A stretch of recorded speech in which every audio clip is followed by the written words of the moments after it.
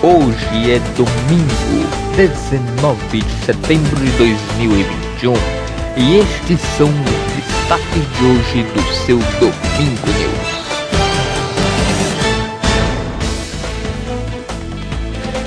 O perigo só aumenta. Terremotos e tremores de terra foram registrados nas Ilhas Canárias, onde se localiza o vulcão Cumbre Vieja, que, se houver forte explosão, pode provocar um tsunami na costa leste do Brasil.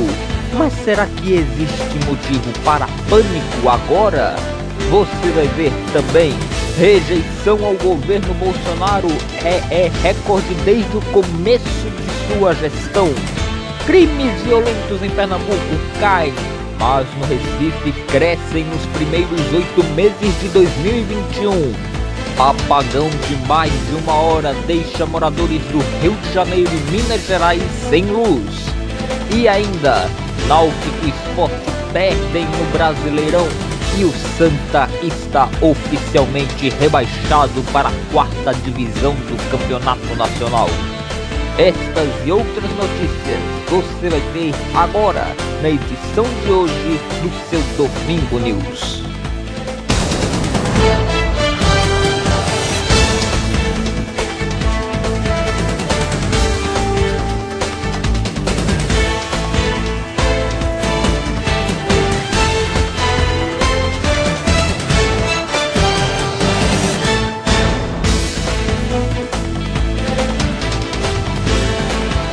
Um ótimo domingo para você. Começamos agora o seu Domingo News, o seu jornal de domingo, onde a notícia do fim de semana é passada aqui. E nós já começamos trazendo informações desta madrugada.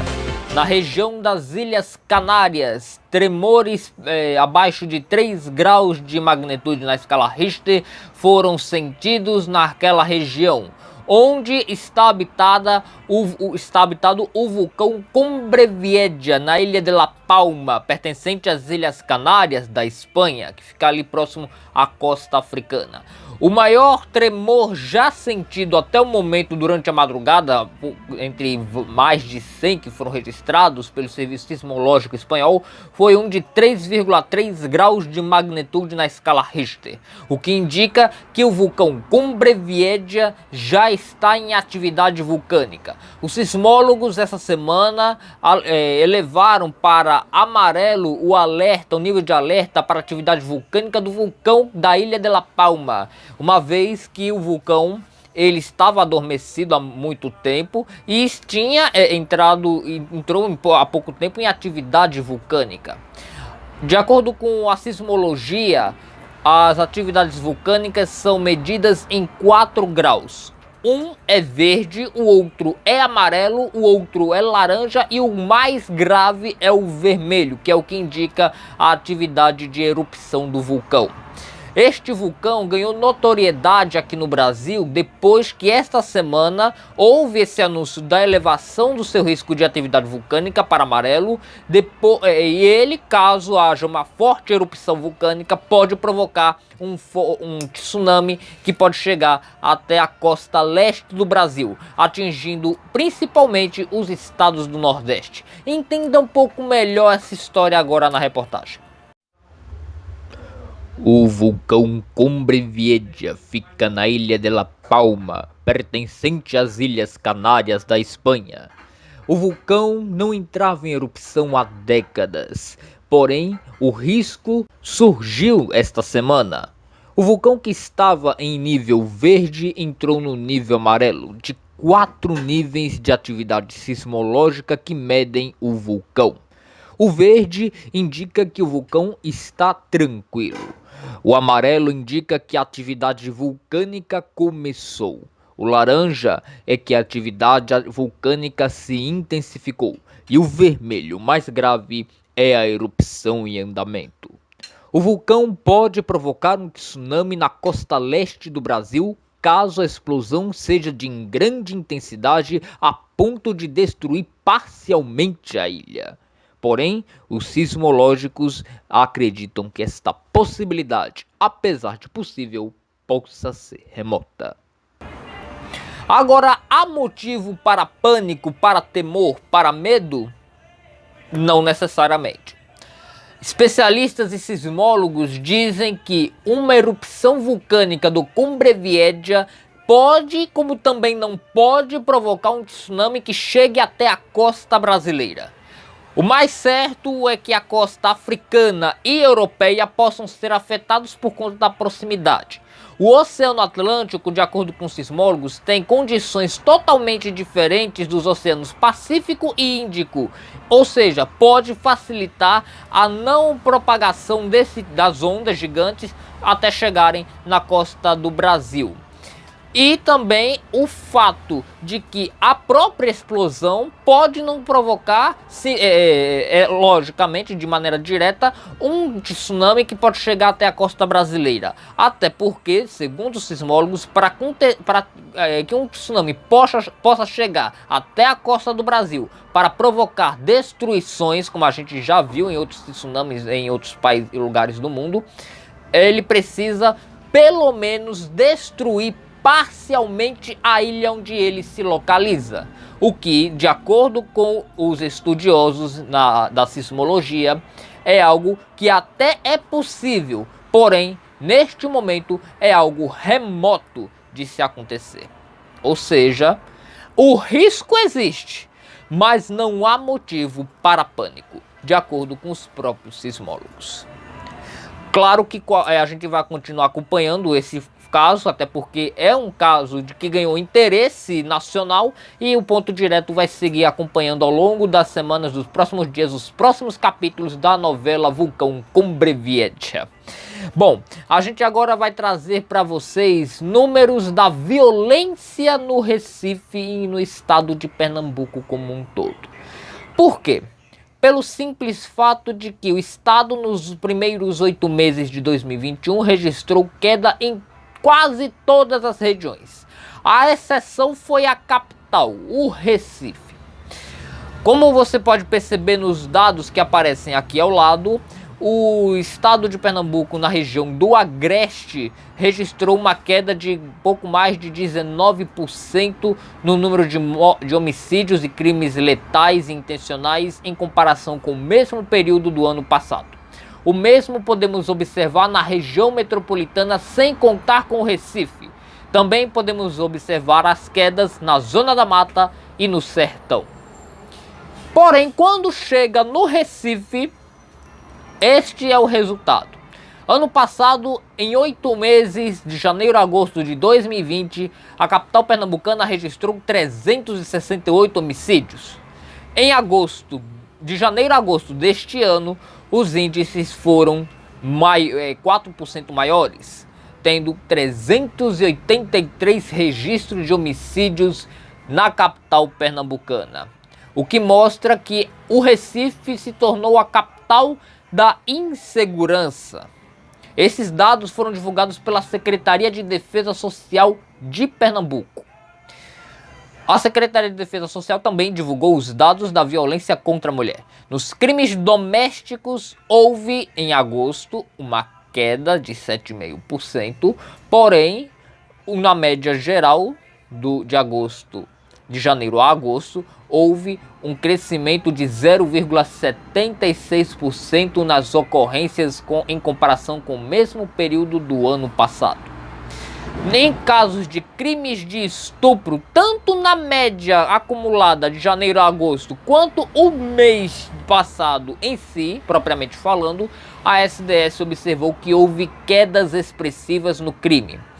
Em agosto do ano passado, foram registrados 230 boletins de ocorrência de crimes de estupro em todo o estado de Pernambuco. No mesmo mês, só que deste ano, houve 140 ocorrências, o equivalente aí a quase 41% de queda nos registros. No acumulado geral, o estado de Pernambuco, de janeiro a agosto, registrou ano passado 1.652 ocorrências. Este ano, 1.541, uma queda de cerca de 7%. O que indica que Pernambuco pode estar voltando ao caminho da segurança. Porém, o Recife tem muito que avançar ainda, infelizmente, já que a capital pernambucana, que se dizia até pouco tempo capital do Nordeste, na verdade está se tornando capital da insegurança. Bom, um apagão aconteceu no meio da noite de ontem e atingiu estados do Rio de Janeiro e de Minas Gerais. Moradores desses dois estados ficaram mais de 1 hora sem luz.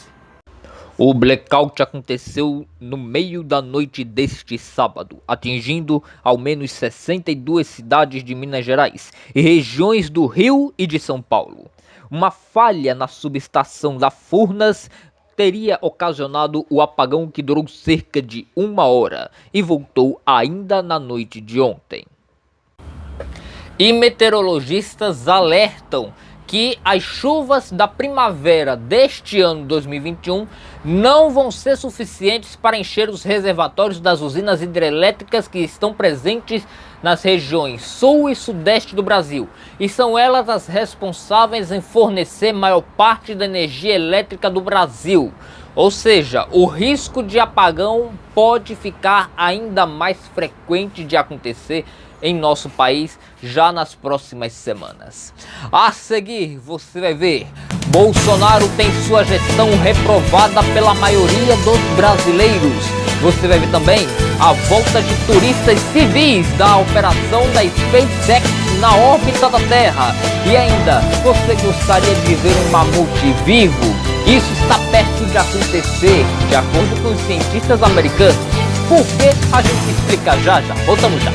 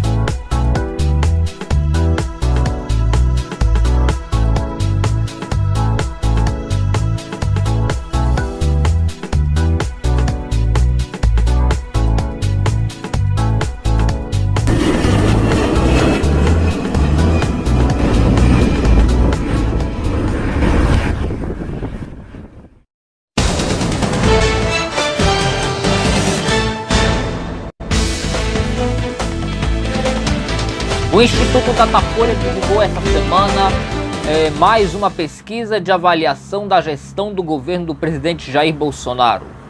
Os números trazem recorde de reprovação de sua gestão. De acordo com a pesquisa, que tem margem de erro de 2 pontos percentuais para mais ou para menos, aqueles que consideram a gestão como ótima ou boa são 22%. Na pesquisa anterior, eram 24%. Quem classifica o governo Bolsonaro como regular são 24%, mantendo o índice da pesquisa anterior. Os que consideram a gestão Bolsonaro como ruim ou péssima subiu 2 pontos percentuais, de 51% para 53%. Indecisos são 1% nas duas pesquisas. A gestão de Jair Bolsonaro vem sendo reprovada não somente pela média geral da população, porém também é reprovada pela maioria das classes sociais que foram ouvidas pelo Instituto Datafolha. A rejeição, por exemplo, subiu entre a classe média e os mais velhos. Aquelas pessoas que são acima de 60 anos reprovam o governo Bolsonaro em 51% de sua totalidade. Na pesquisa anterior, eram 45%.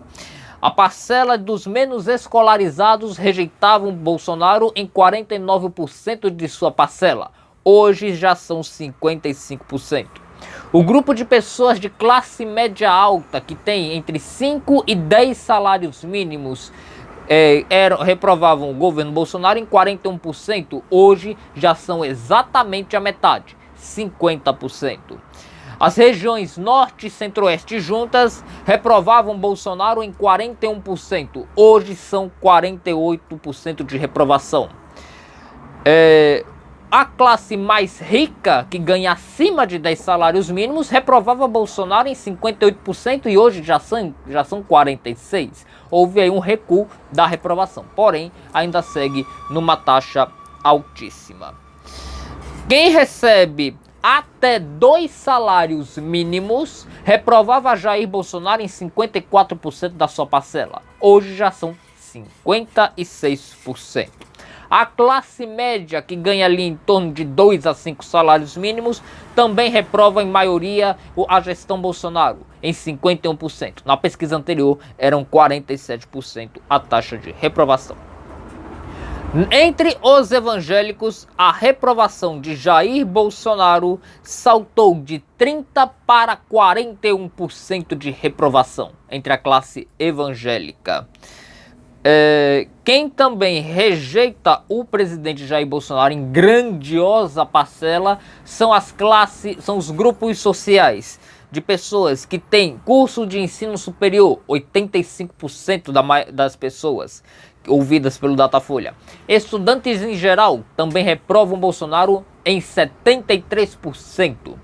Quem prefere o PSOL, pessoas ligadas ao Partido Socialismo e Liberdade, o PSOL, os chamados também pessoalistas, também reprovam Bolsonaro em 63%. Bissexuais e homossexuais também reprovam a gestão do presidente da República em 61% de sua parcela. Quem tem entre 16 e 24 anos, pessoas jovens, e também pessoas negras, cada uma reprova Bolsonaro em 59% dos entrevistados. O Instituto Datafolha ouviu 3.667 pessoas entre os dias 13 e 15 de setembro. Tendo, como eu disse, a pesquisa margem de erro de 2 pontos percentuais para mais ou para menos. Bom, a gente agora vai mostrar para vocês uma frase soltada pelo presidente da República essa semana.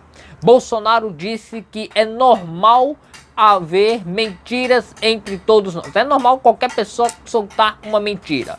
Porém, o presidente da República que diz isso é o mesmo que foi bancado e se privilegiou, se barganhou das mentiras disparadas durante a campanha eleitoral de 2018 e também vem disparando fake news durante toda a sua gestão, o que faz com que a cabeça dos brasileiros fique cada vez mais confusa e sua gestão fique cada vez mais incompetente para gerar principalmente a questão econômica do país, que hoje a gente está percebendo muito bem que vem tendo crescimentos de taxas de inflação dos preços e o nosso custo de vida vai ficando cada vez menor. Veja a frase do presidente Jair Bolsonaro soltada essa semana. Fake news faz parte da nossa vida. Quem nunca contou uma mentirinha para a namorada? Se não contasse, a noite não ia acabar bem. Eu nunca menti para a dona Michele.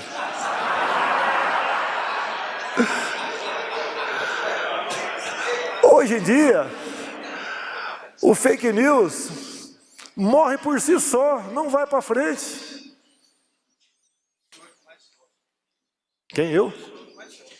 Eu que mais sofro com fake news, é isso mesmo? Essa semana, o ministro da Saúde, Marcelo Queiroga, recomendou a suspensão da aplicação da vacina da Pfizer em adolescentes que têm entre 12 e 17 anos, alegando que a Agência Nacional de Vigilância Sanitária não vê nenhuma eficácia da vacina para este grupo. Porém, muitos outros países por aí afora vêm vacinando este grupo e vêm dando resultados. Alguns estados, incluindo o Distrito Federal, não vão parar de vacinar este grupo, não vão acatar a recomendação do Ministério da Saúde. E o caso gera polêmica. Quem fica surpreso, Natália, na realidade sou eu, né? Porque essa vacinação em adolescente deveria começar a partir do dia 15, né? E eles já começaram antes, vacinaram 3.500.000. Inclusive com vacinas que não estavam previstas, fora da autorização da Anvisa. Então, eu quero a colaboração dos secretários municipais de saúde para só seguir as recomendações da Anvisa. Se tiver alguma dúvida, se não concordar com o que o PNI dispôs, vem aqui, entra aqui no Ministério, vai lá na minha sala, tá aqui meu telefone, vai lá, envia um WhatsApp. Está aqui a secretária Rosana, o secretário Arnaldo. Não tem problema nenhum. Se nós estivermos errados, nós vamos rever. Não tem problema.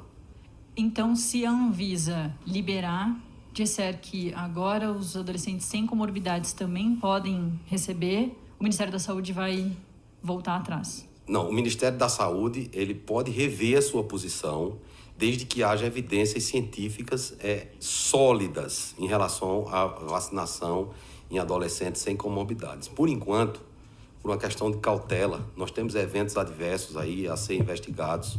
Nós temos esses adolescentes que tomaram essas vacinas que não estavam recomendadas para eles. Nós precisamos acompanhar. Bom, a gente agora vai trazer os números da pandemia no Brasil nas últimas 24 horas. De acordo com dados do consórcio de veículos de imprensa liderados pelo grupo de notícias do site de notícias G1, nas últimas 24 horas o Brasil registrou 803 mortes provocadas pela Covid.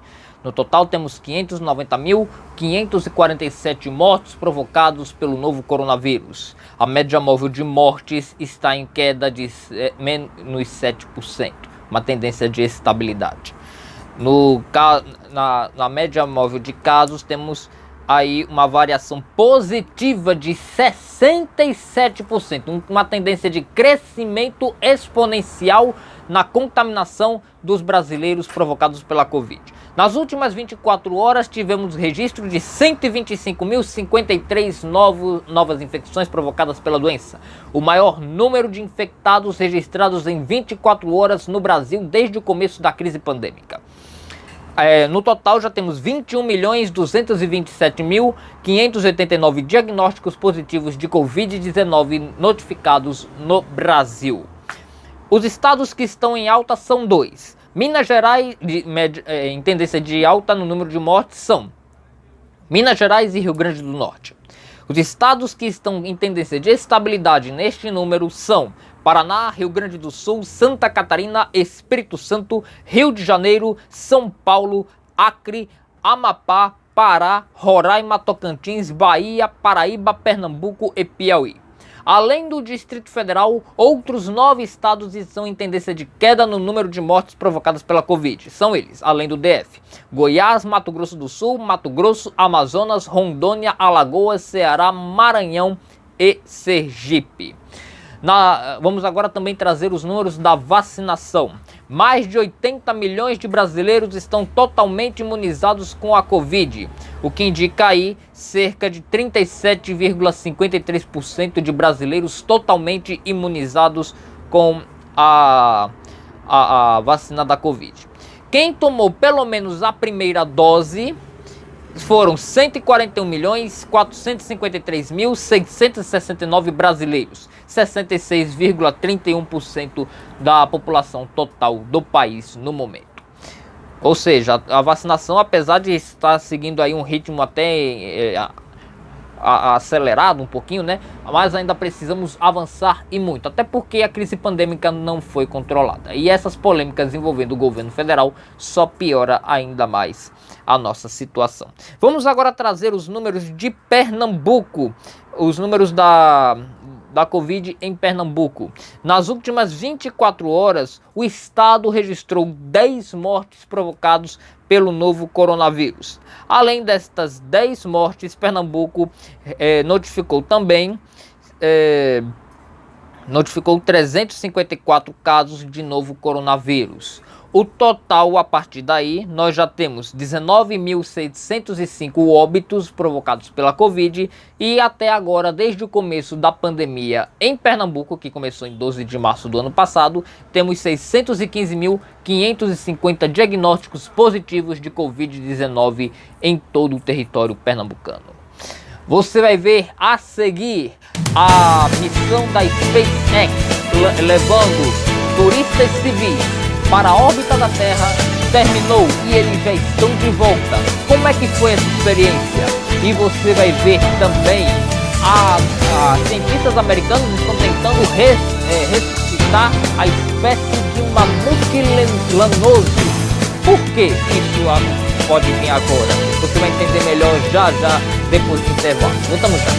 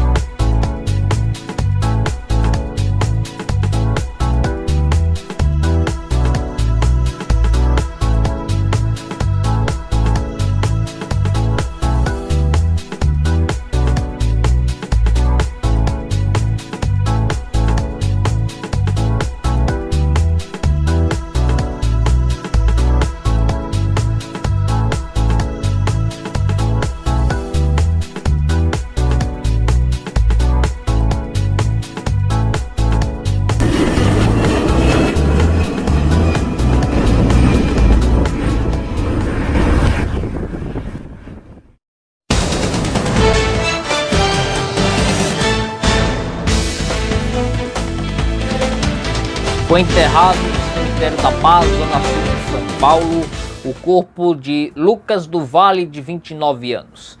Lucas do Vale era neto do narrador Luciano do Vale, que faleceu em abril de 2014.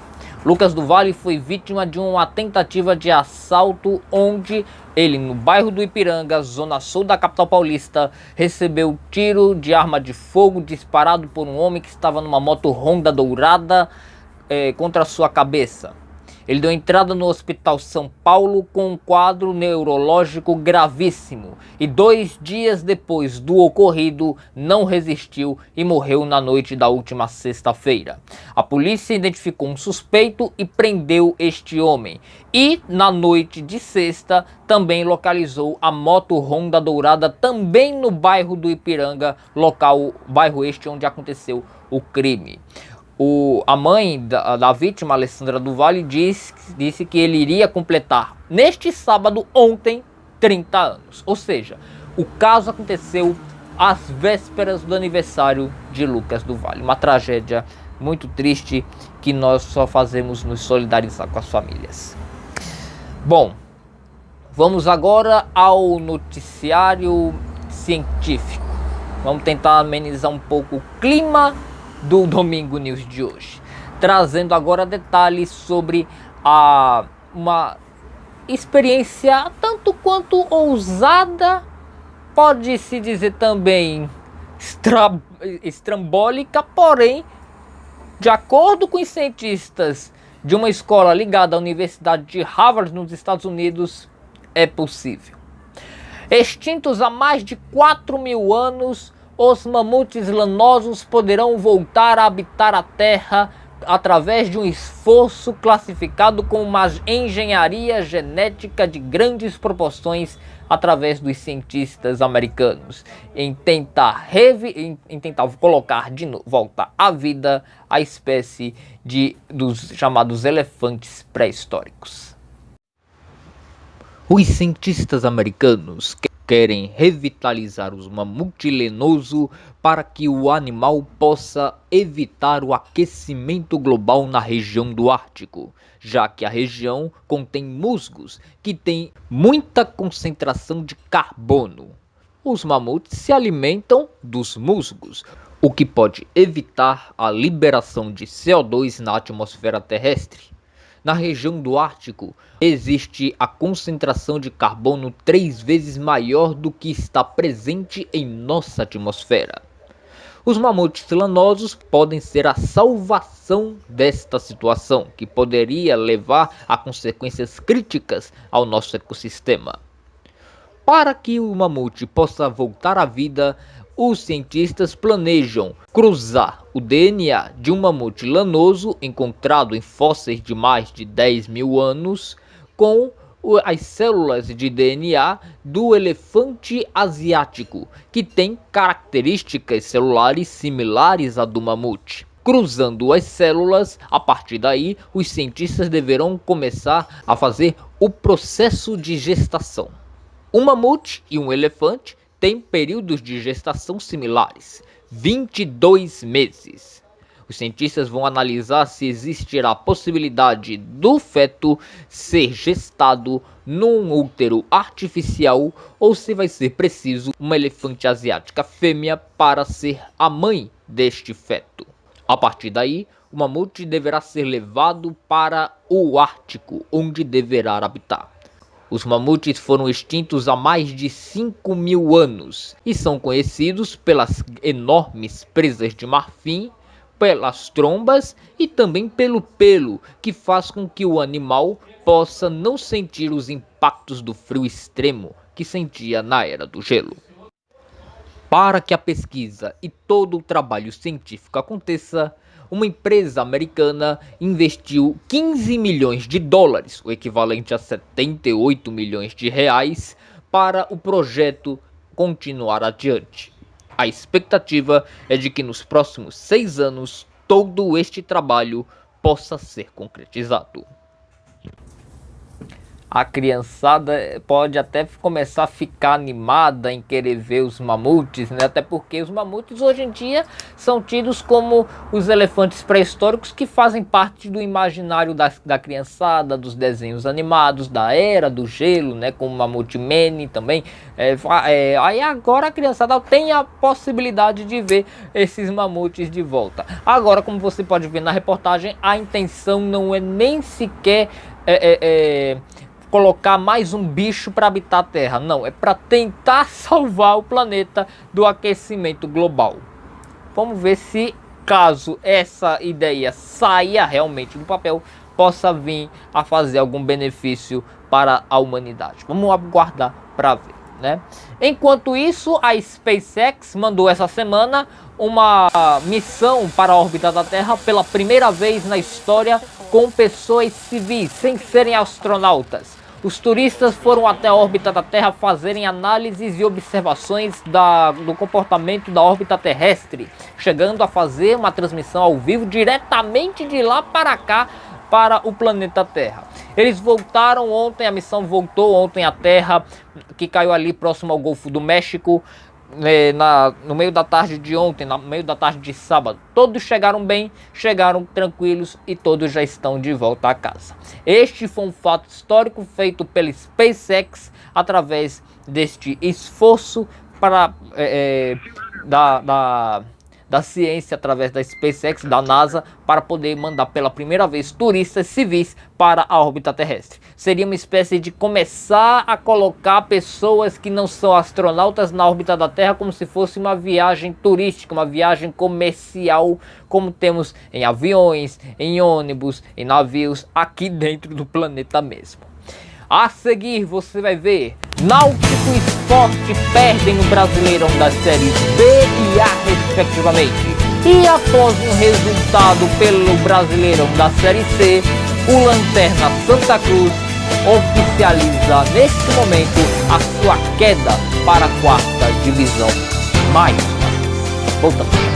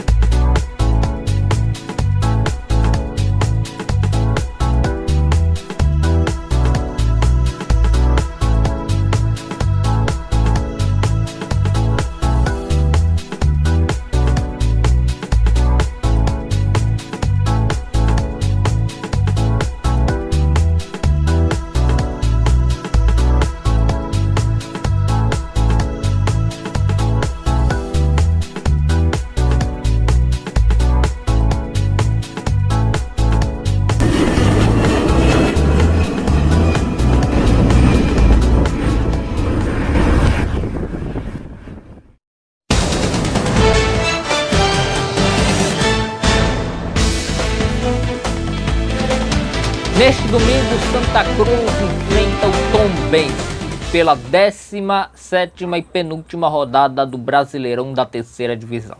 Mas antes de enfrentar o Tombense, o Santa Cruz tombou, e tombou de vez. O clube, depois de que o jogo entre o Floresta e o Jacuipense aconteceu ontem, o Santa Cruz descobriu que não tem mais chances de sair da zona de rebaixamento do Grupo A da Série C e está oficialmente como lanterna rebaixado de volta à 4ª divisão do Campeonato Brasileiro.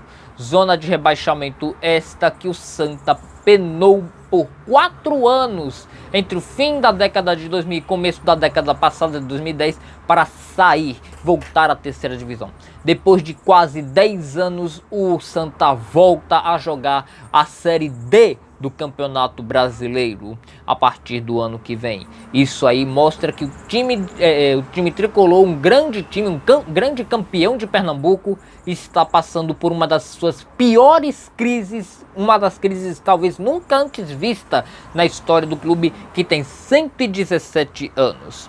Como eu disse, a partida entre Santa e Tombense acontece hoje às 6 horas da noite, diretamente de Minas Gerais. O último jogo que o Santa vai jogar, também para cumprir tabela, assim como hoje, vai ser no próximo sábado, dia 25, às 5 horas da tarde, no Arruda, contra o Botafogo da Paraíba. O Sport Recife também não está muito longe, não, tá muito parecido, tá muito igual, como assim quanto o time, o seu time rival aqui em Pernambuco. O Sport jogou ontem pelo Brasileirão da Série A, perdeu para o Atlético Mineiro por 3-0 e segue com 17 pontos na vice-lanterna do campeonato, da tabela, perdendo apenas para a Chapecoense, lanterna com apenas 10 pontos. O Sport Recife, mesmo se ganhar o próximo jogo contra o Fortaleza, ainda vai se manter dentro do Z4. O Náutico, que estava até pouco tempo dando alegria para Pernambuco, para os seus torcedores, para os seus pernambucanos, está cada vez indo de mal a pior. Nas últimas 11 partidas, o Náutico só venceu uma, por 1-0, uma vitória sofrida. Ontem, o Náutico perdeu para o Botafogo por 3-1. O gol de honra do Timbu foi de Jean Carlos. Porém, o Timbu, que chegou a liderar por boa parte a tabela do Brasileirão da Série B com até ampla vantagem, hoje está se afastando cada vez mais do G4 e aparece neste momento em 8º lugar. Se vencer o próximo jogo, mesmo que vença a próxima partida do Brasileirão da Série B que vai encarar, o Náutico ainda assim não vai chegar dentro do G4. Se muito chegar, vai bater ali na porta, em 5º lugar. E o próximo jogo do Timbu vai acontecer na próxima terça, dia 21, às 9h30 da noite, contra o Londrina, jogando em casa. O time que hoje é comandado por Marcelo Chamusca ou muda, ou a situação vai indo cada vez mais ladeira abaixo. Bom, a seguir você vai ver as últimas notícias deste domingo, 19 de setembro. Dia este que, se estivesse vivo, seria a data que Paulo Freire completaria 100 anos de vida. A gente volta já.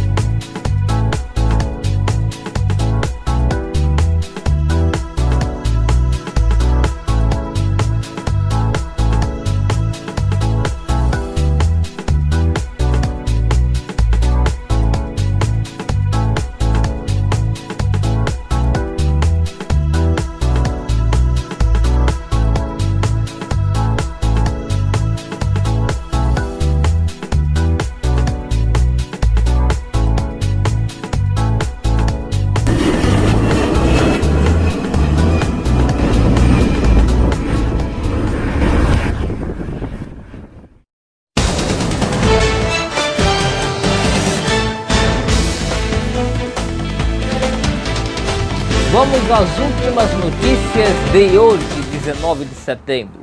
Foi divulgado neste fim de semana uma notícia muito boa para quem gosta de viajar. Falando nisso, a partir de hoje, antes de dar a notícia, quero informar vocês que a partir de hoje, como você pode estar percebendo nos intervalos dos nossos vídeos jornais, nós colocamos as informações da previsão do tempo, da economia, os números sorteados das loterias e a partir de hoje começamos a colocar também informações de voos que partem do aeroporto inicialmente, né?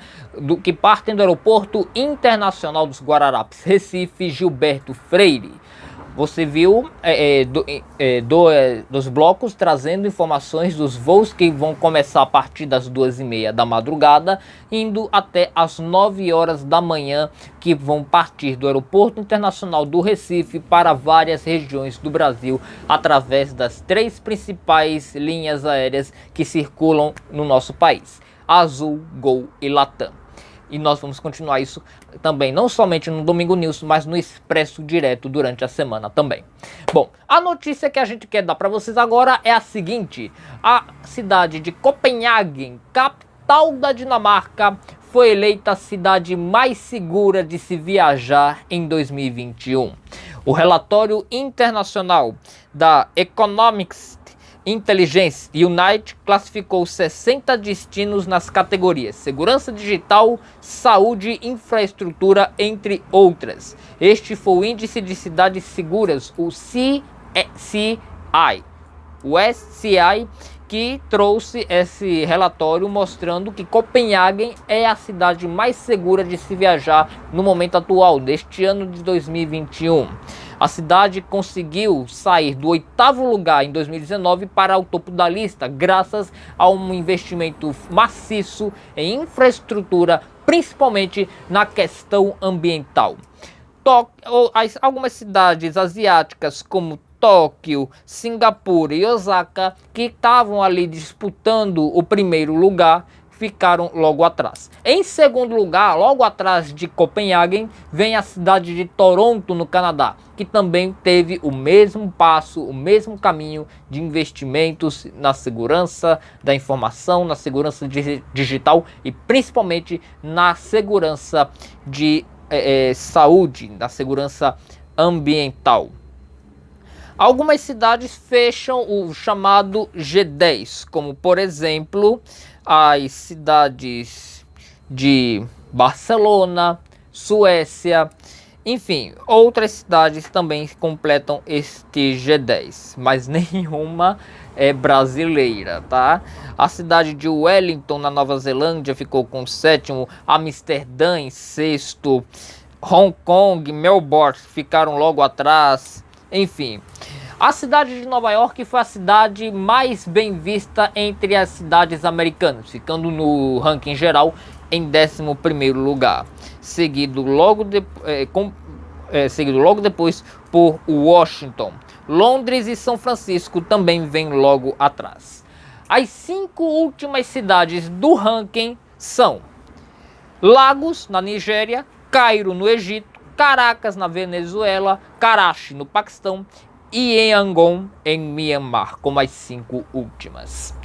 Isso aí mostra que quem quiser viajar para um lugar seguro, tenha certeza que Copenhague hoje é a cidade mais segura para se viajar. E hoje, 19 de setembro, se estivesse vivo, o educador brasileiro, grande nome da educação nacional, Paulo Freire, completaria 100 anos. Muitos lugares do país, como muitos eventos em literatura, mesmo havendo essa pandemia, podem ser até eventos virtuais, estão fazendo homenagens ao grande educador, ao grande patrono da educação brasileira. Paulo Freire, ele era educador, foi exilado do Brasil durante o regime militar, sendo acusado de conspirar contra a nação e até, de acordo com as acusações, até contra Deus. Porém, Paulo Freire, ele era católico, né? Ele acabou tendo que deixar o país. Voltou, né, através do exílio dado pelo então presidente militar Ernesto Geisel, ali no final da década de 70, voltou para o Brasil e se consagrou como um dos maiores educadores do país. Paulo Freire nasceu em Recife em 19 de setembro de 1921, foi educador e um grande filósofo do Brasil,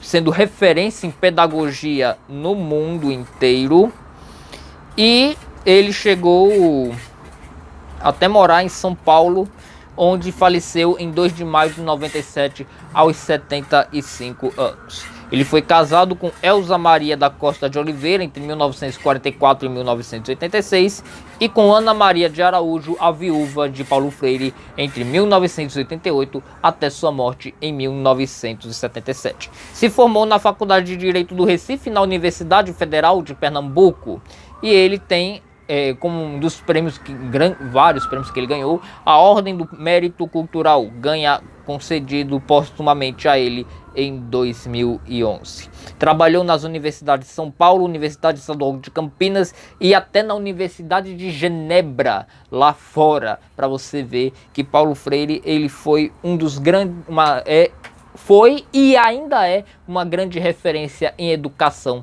de nosso país. O Domingo News de hoje termina por aqui.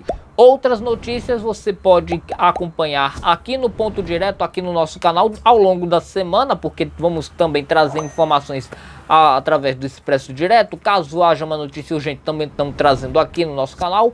Mas se você não segue ainda nossas redes sociais, siga, até porque notícia é 24 horas aqui no seu Ponto da Notícia. Se a gente não trata aqui no canal, tratamos nas nossas redes sociais. Siga a gente no Instagram, Facebook e Twitter para você seguir cada vez mais informado sobre tudo que acontece no Brasil e no mundo através do seu Ponto da Notícia. Para você, um ótimo domingo, excelente semana e a gente se vê domingo que vem, se Deus quiser. Um ótimo domingo para você.